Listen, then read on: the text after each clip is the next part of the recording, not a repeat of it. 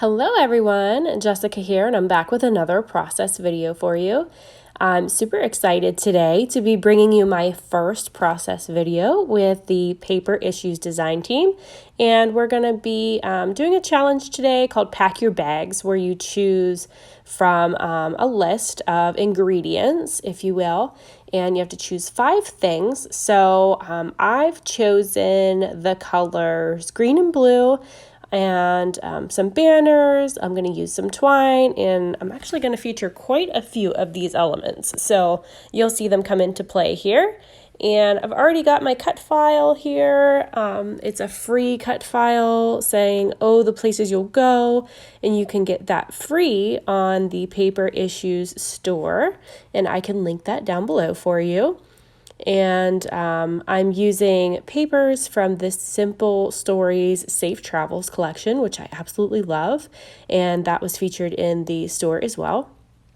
And if you need anything, I can link my code below too for you so that you can get 20% off any purchases. And the other cut file here is just some little banner pieces. That's just a random freebie cut file that I had in my Cricut store that I'm using. You could cut that by hand even. It's a pretty simple thing, or you could use punches for a little banner. I just went ahead and distressed my edges and then took all my pieces off here and marked out where I want those things to go because I'm going to do some mixed media. And I'm just using the kissing technique or the packaging technique here with some Tim Holtz Distress inks. And I'm going to pull in some oxides as well. And I'm starting with the Fossilized Amber. That's the yellow color. It's like a yellowish orange. And basically I just kind of stamp it on my packaging. This is an acetate sheet from an old set of stickers or something. And I just stamp that on. I add a little bit of water and just kind of smoosh it around on my paper to get that little splotchy effect there. And I'm drying it up with a paper towel in between the layers because I don't want to have a lot on there. I just kind of want that little transparency effect. And I'm going to add some Distress Oxide here in Speckled Egg.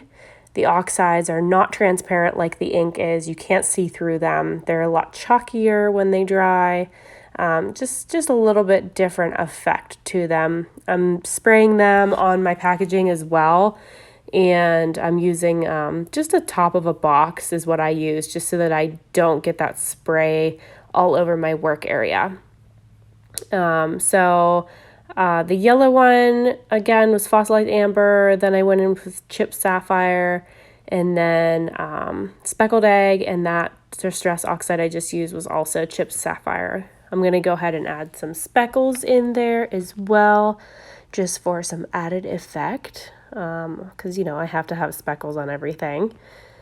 So I'm just going to kind of dry that a little bit, get some movement to those blobs with my heat gun, and I'm going to add some speckles in Speckled Egg as well, because this color palette on the Safe Travels collection actually has some color in it that matches that color perfectly. So I wanted to kind of pull that in as well.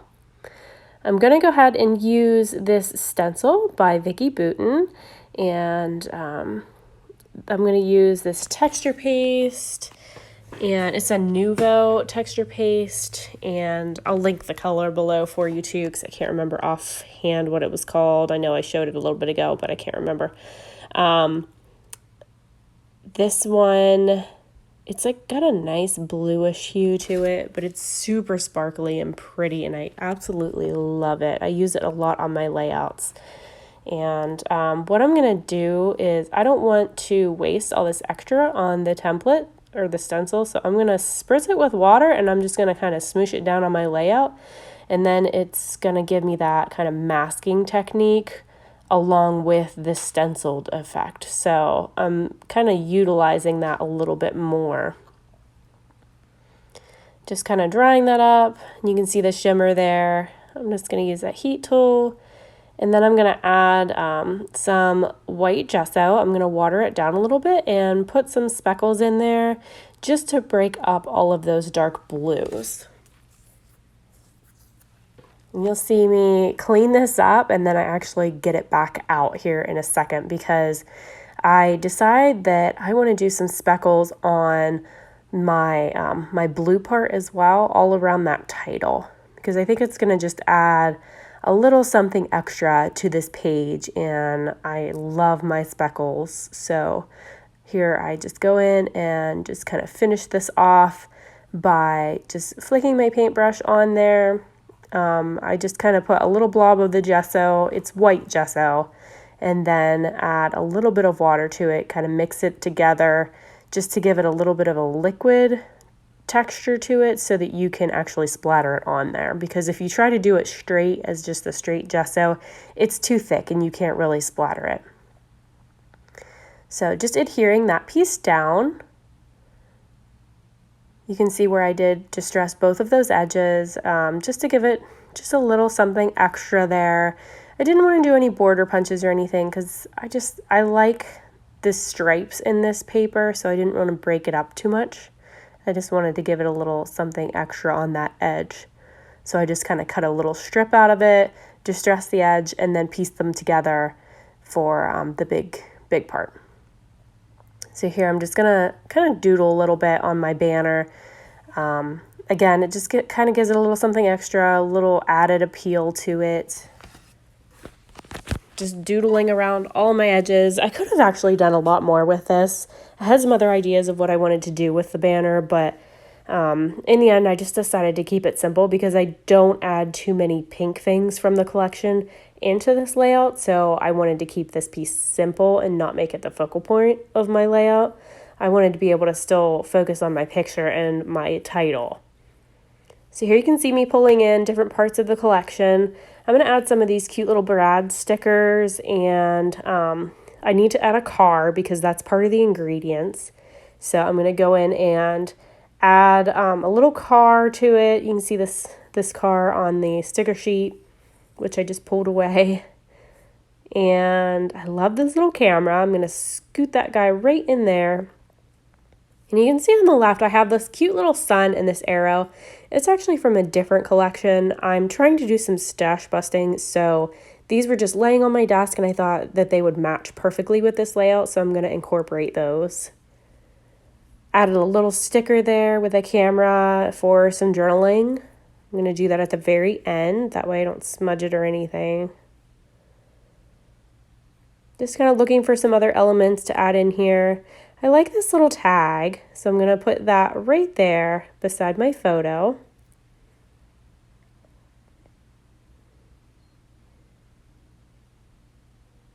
I'm going to add in, there's my car from the recipe. I'm going to add this tag in as well, because if I add this tag in, then I can put some twine on there as well, which is also part of the recipe challenge. Just adding some words right there over my title. I love to add things over a cut file title. I think it just gives a really, really neat effect to it. And also, if you notice, I don't cut out the holes in my letters, like with a P and D and O, things like that. I don't cut out the middles because I like to fill in the middles myself with embellishments or stickers or something like that, or I just leave them how they are because I just like the way that they look.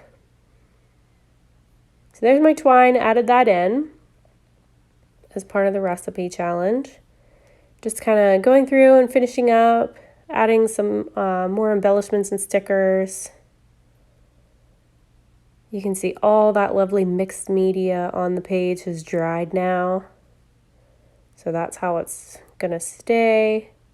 I love these cute little phrase and word stickers. I love, love, love whenever they're in these sticker packs and in different collections, because those are the things that I use the most in my layouts. Find these cute little flowers. There's so many cute little stickers in this collection. I absolutely love it. Look at those cute little shades. Come on, how can you not like that? And there's my little arrow going in and my little sunshine. I finally used that up. Something about using up your stickers, doesn't it make you feel so good? I start here by putting some tape on the back of my banner pieces, but then I realized that I'd actually like to pop this up with some foam squares, so that's what I end up doing. So instead of using my HEG gun, I just go in and put some 3D squares behind all those little banner pieces, so it just pops up off the page a little bit and adds some dimension.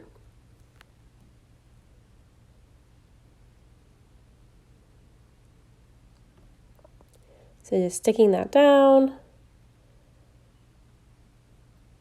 And hearing my cute little camera here. Just trying to think of anything else to add. I'm going to go ahead and go in with my date stamp here. This is the Project Life date stamp. It's like a rotary stamp, so you just turn it to get your different dates. You can put different things in the middles too, like dashes, slashes, hearts, things like that. Just filling in my journaling here. And here's my finished layout. I hope you guys enjoyed watching this video. It's my first one for the design team of Paper Issues. If you need anything in the store, the link is below along with my code if you want to get 20% off your order. And thank you so much for watching. Have a good day, guys.